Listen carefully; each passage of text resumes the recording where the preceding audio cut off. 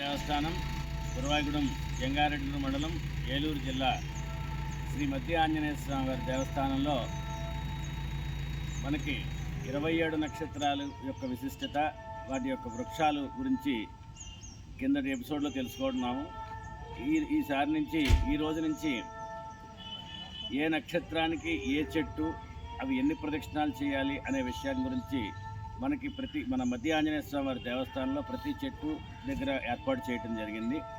ముందుగా 27 నక్షత్రాల్లో మొట్టమొదటి నక్షత్రమైనటువంటి అశ్విని నక్షత్రం గురించి మనం తీసుకున్నట్లయితే, భవత్యశ్విని నక్షత్ర మస్విరేశ్వర స్తురంగమ అద్య స్తురంగ స్తురతో అశ్వవాజీ హమోహరి. అంటే ఈ యొక్క నక్షత్రాన్ని కనుక అధిష్టాన దేవతగా విషముష్టి చెట్టుని అనుకున్నారు. ఆ విషముష్టి చెట్టుకి అధిష్టాన దేవతలు ఎవరయ్యా అంటే అశ్విని దేవతలుగా చెప్పబడింది. దీనికి అశ్విని నక్షత్రం కలిగినటువంటి 1వ పాదం, 2వ పాదం, 3వ పాదం, 4వ పాదం, 4 పాదాల వాళ్ళు కూడా ఈ యొక్క అశ్విని నక్షత్ర జాతకులు ఎవరైతే ఉంటారో విషముష్టికి సంబంధించినటువంటి జాతికి సంబంధించినటువంటి ఇటువంటి చెట్టుని మనకి సహజంగా పూర్వంలో మనకి వినాయక చవితి అయిపోయిన తర్వాత సాయంత్రం పూట ఇళ్ల మీదకి పిల్లలందరి చేత ఈ కాయలు ఇచ్చి ఇంటి మీదకి వేయించేవారు, ముష్టికాయలు అనేవారు. అది రాను రాను ఆ సాంప్రదాయం తగ్గింది. కానీ ప్రస్తుతం ఇటువంటి చెట్లు దొరకట్లేదు కూడా.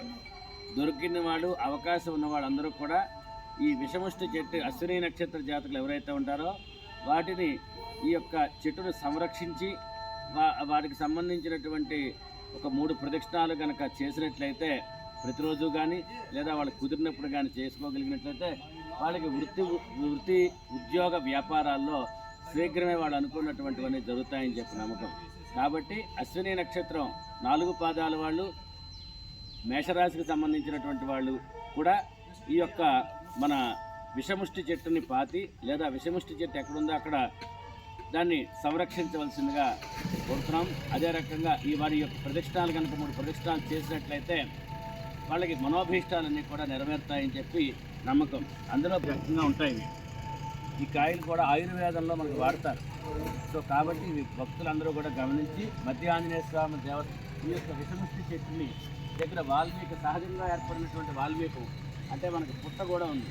కాబట్టి ఎవరైతే ఈ చెట్టు చుట్టూ అశ్విని నక్షత్ర జాతకులు వచ్చి 3 ప్రదక్షిణాలు చేస్తారో వాళ్ళకి శీఘ్రమే వాళ్ళ మనోభీష్టాలు నెరవేరుతాయని చెప్పి నమ్మకం. జై హనుమాన్, జై శ్రీరామ్.